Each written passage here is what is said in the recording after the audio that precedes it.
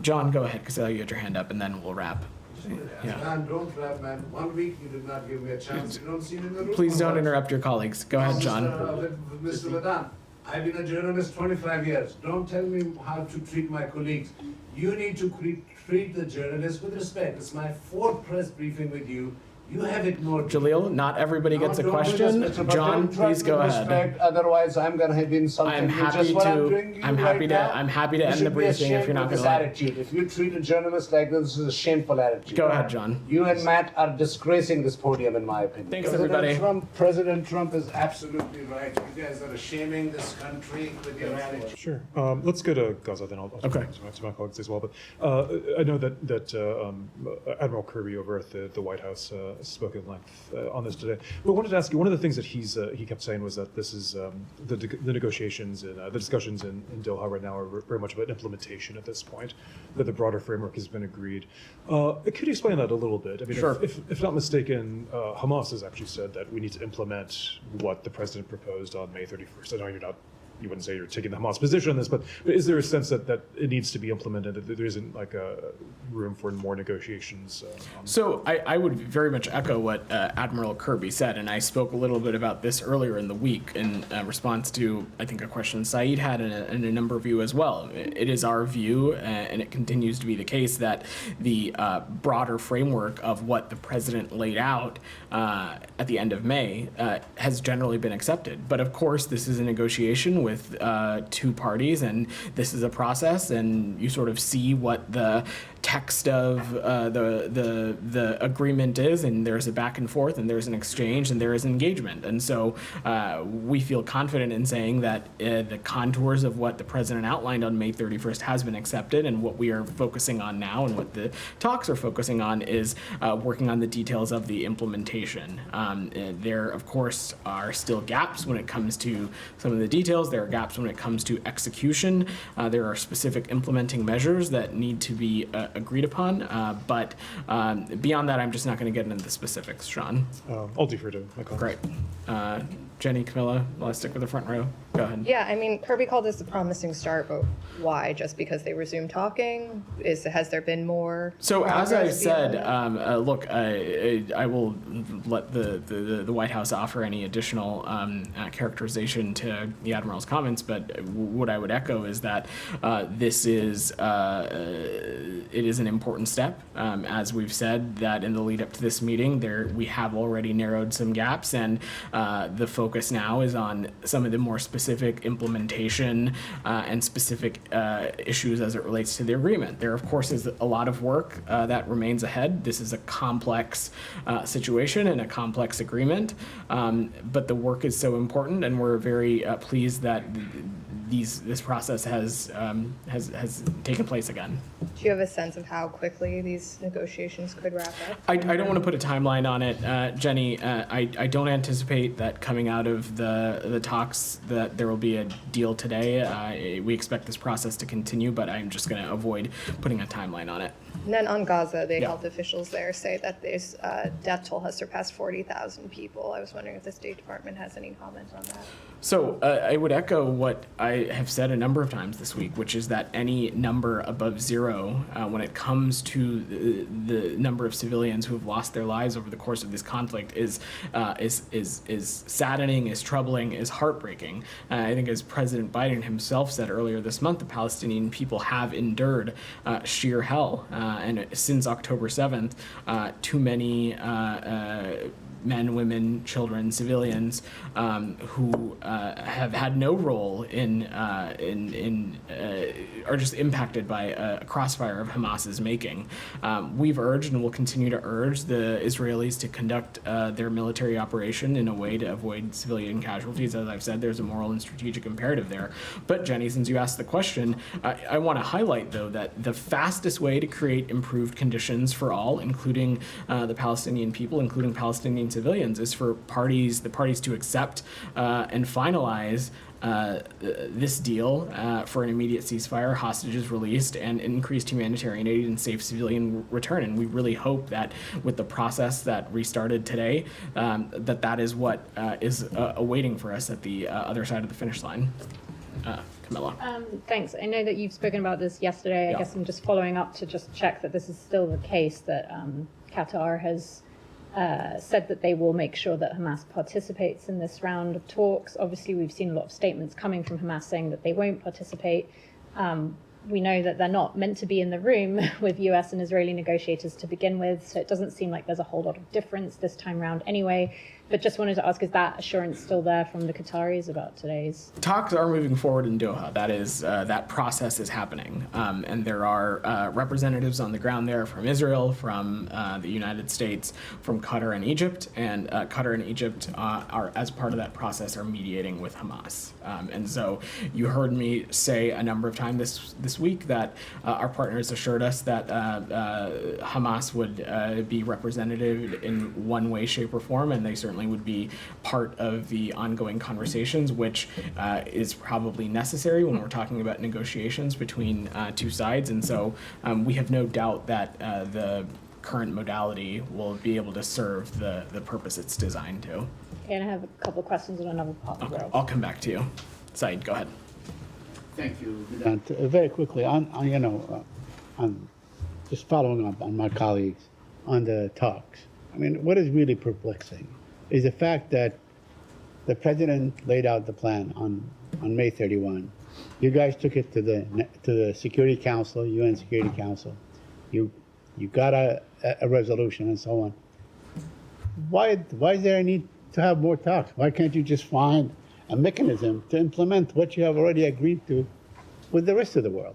Saeed, Just for explain anybody that. for anybody who's actually probably been part of a negotiation process, it's probably not perplexing at all. This is a process. It is a complicated process, and as I said to Sean, and as Admiral Kirby said just an hour ago at the White House, the focus now is working on the details of the implementation and details of execution and specific implementing measures. There is no question as it relates to the contours that President Biden laid out at the end of May. That was then quickly supported by the international community, including the UN Security Council and much of the Arab world. And it is the contours of the plan that was echoed last week in the trilateral statement by President Biden, the Emir of Qatar, and the President of Egypt. So this is a process, and we're going to let this process play out. I'm not going to get into the specifics. I mean, just logic tells me that everybody will be spared the heartache if they say, okay, this is what we have, now let's find a way to implement it. And instead of going back to square one, instead of having Don't think Mr. there is Netanyahu anybody going back basically- to square one, Saeed. This is a Well, I mean, process, and we- as I have said for what is probably now the fourth time, that this is there is broad agreement on the contours of what President Biden laid out at the end of May. What we are talking about now is some specific details, some specific implementing factors. There are, of course, still gaps and things that need to be bridged in that space, but when we're talking about the overall framework, that has been generally accepted, and that continues to be the case. Oh, well, the point, Vedant, I mean, I know what you said yesterday about whatever is attributed to Mr. Netanyahu is basically allegation, alleged. You said alleged. In fact, it was the title of my article about what you said. But the Israelis, different Israeli sources, different Israeli media, and so on, they insist that Mr. Netanyahu wants to renegotiate the Philadelphia crossing. Mr. Netanyahu wants to negotiate the Nitzrim crossing. He wants to insist on a system that is almost, impossible to vet, whoever goes to the north and so on. He's saying basically, it's like an impossible situation to arrive at. Saeed, Now, I know you said that it was alleged, but it seems that Mr. Netanyahu insists on these restrictions. Saeed, I know you all have a job to focus on these things, but I try not to spend a lot of time worrying about unnamed sources and documents that may or may not have veracity. What we're focused on is playing a constructive role in the talks that began today, and beyond that, I'm just not going to get into the specifics of the ongoing process. A couple more questions on the, on the West Bank. There's been a settlement in a UNESCO site and so on. I wonder if you're aware of the report and if you have any comment on that. I've seen those reports, Saeed, and again, this administration has spoken out against Israeli actions that undermine territorial continuity for a future Palestinian state. Something like this would certainly be that. Every single one of these new settlements would impede Palestinian economic development and freedom of movement and undermine the feasibility of a two-state solution. Simultaneously, Saeed, what we have said a number of times continues to be the case, which is that the Israeli government settlement program, we find that to be inconsistent with international law, and we certainly oppose the advancement of settlements in the West Bank, and this would certainly be an example of that. If you indulge me one more, Vedant, just to follow up on what Jennifer mentioned about crossing the 40,000 mark. I mean, this is more than 10 to 1 as far as all lost life is precious and so on. But now we have at least 10 to 1 Palestinians that have died. When will enough be enough? Because I know you say, one more, we don't want to see it, but the fact of the matter is that you've been saying this since last December, and we have killing every single day. Every single day, no 24-hour goes by without killing at least 36, 40, 50 Palestinians, most of them children. So, I mean, when will enough be enough? Saeed, what we are exactly focusing on is trying to have a resolution that would allow the fighting to stop. That's why we have time and time again, and again just a moment ago, I said that the best thing for the parties to do to minimize impact on all, including the Palestinian civilians, is to accept and finalize a ceasefire deal, one that is encompassing of the hostages being returned, an influx of humanitarian aid, and broader diplomacy to happen for the region to get out of this endless cycle of violence. Tom, go ahead. Follow up on the settlement announcement that Minister Smotrich made yesterday. Do you think your opposition to it will stop this settlement being built? That is not really for me to speak to, Tom. These are obviously unilateral Israeli actions, and when it comes to the United States, not only have we had made our perspective and our point of view on this incredibly clear, how it is a detraction from Israel's security, how it takes us away from a two-state solution, but we also continue to have tools in our tool belt to hold to account individuals who we may think be contributing to greater insecurity in the West Bank. I'm not going to speculate on that from here, though. I mean, that's a separate point, but this is a government-announced settlement. This isn't an outpost. So, I mean, it's the same question, really. If you oppose it, I don't quite see why you can't stop it.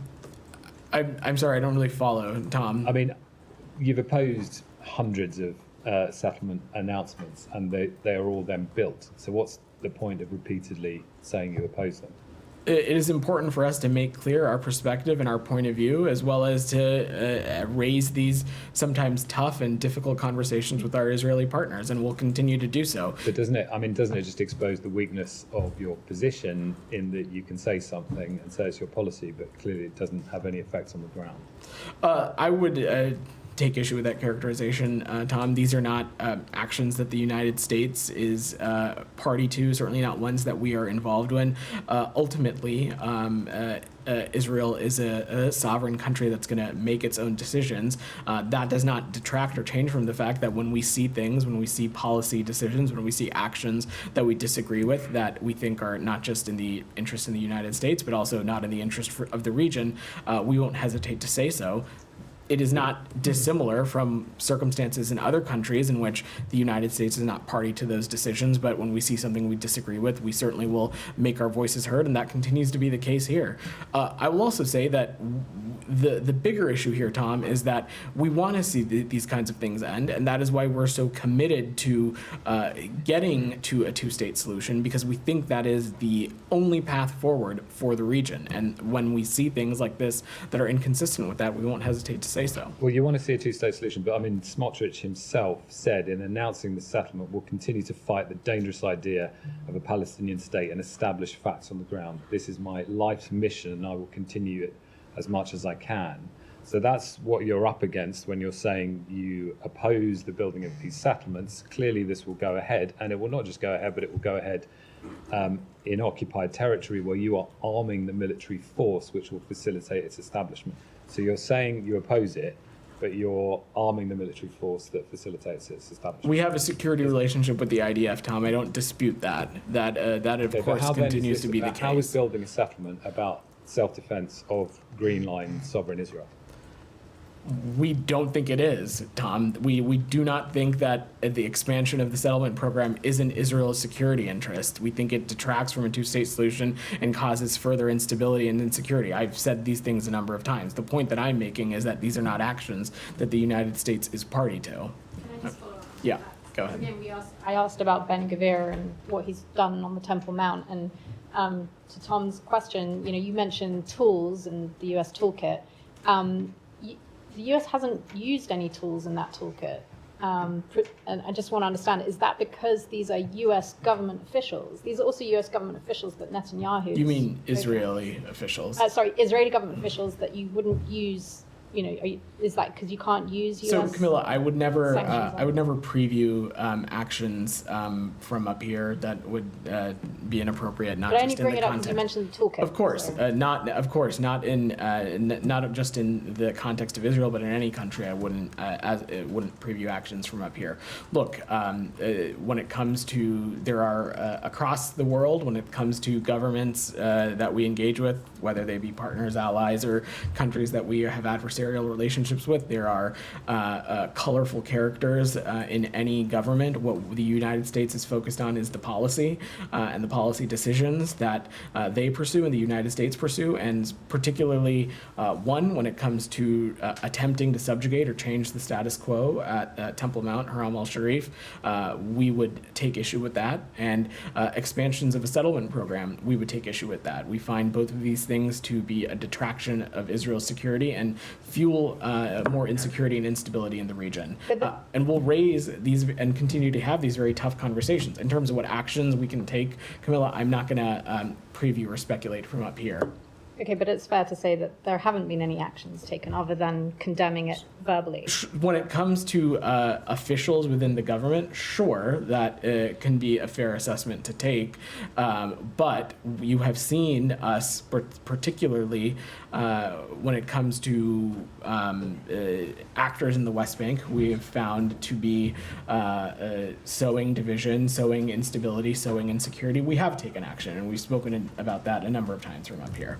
I will just remark that the reason that these actions are being taken by settlers in the West Bank is because they do get a green light from said government officials to be able to behave like that. But again, that's, that to me, that seems linked, and that's why these questions are being asked, but I'll leave it. Great. Yeah.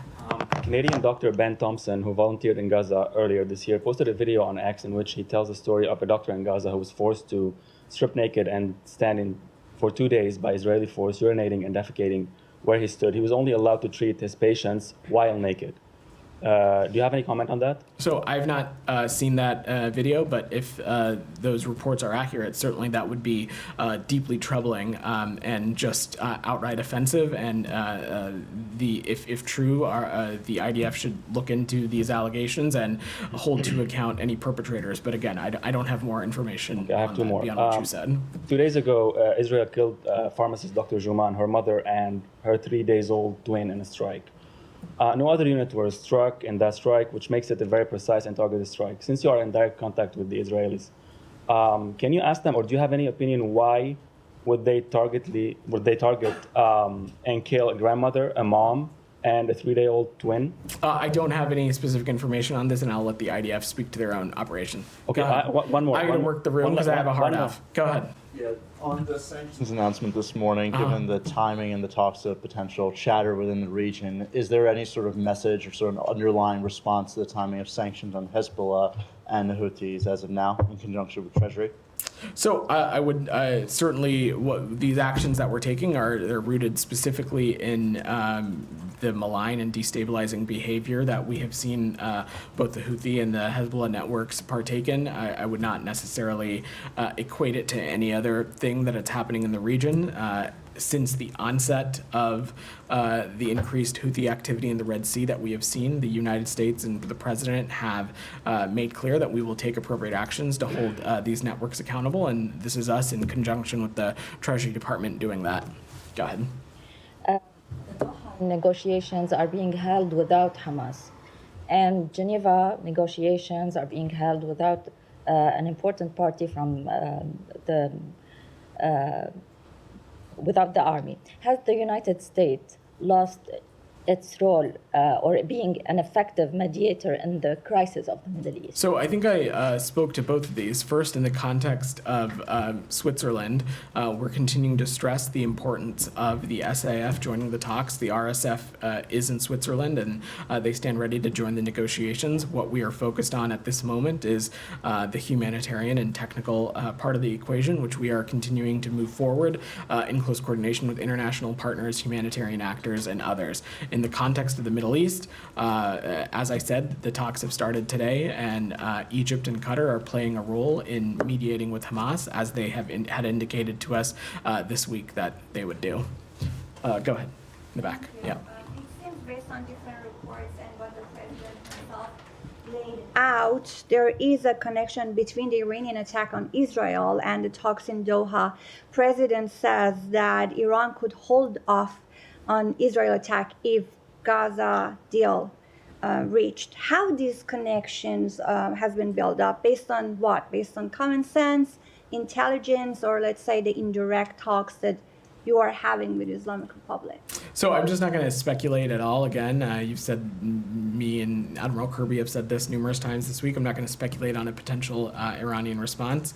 What we are focused on is two things. One, taking every possible effort to send a clear message to Iran through partner countries and other channels that a response or retaliation would not be in anybody's interest, and taking every possible step to de-escalate. Simultaneously, we're incredibly focused on getting these talks across the finish line. John, go ahead, because I know you had your hand up, and then we'll wrap. Yeah. Man, don't wrap, man. 1 week you did not give me a chance. You don't see me in the room. Please don't interrupt your colleagues. Go ahead, John.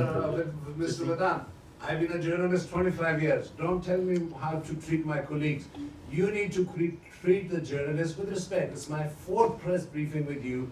You have ignored me. Jaleel, not everybody gets a question. John, please go ahead. Respect, otherwise, I'm going to have insulting I'm you. happy Just what I'm to. doing you I'm right happy now. to. I'm happy to You end the should be briefing if ashamed you're not of going this to. attitude. If you treat a journalist like this is a shameful attitude. Go ahead, John. You and Matt are disgracing this podium, in my opinion. Go ahead, John. Does the U.S. government see the Doha negotiation as an opportunity to avoid broader regional conflict? So when we have talked about the reasons for why we want to get this deal across the finish line, certainly the potential for the room for diplomacy that it could create to get this region out of this constant, endless cycle of violence that we're seeing would certainly be a key pillar of that. What we're talking about, though, immediately is opportunities to make sure that the remaining hostages can be released, including American citizens, a greater influx of humanitarian aid, but yes, also in making sure that we can get to a future that is conducive to a two-state solution, get to a future where we can make sure that Gaza is no longer a springboard for terrorism on the Israeli people. All of those things are certainly part of the goal when it comes to this deal. All right, thanks, everybody. President Trump is absolutely right. You guys are shaming this country with your attitude.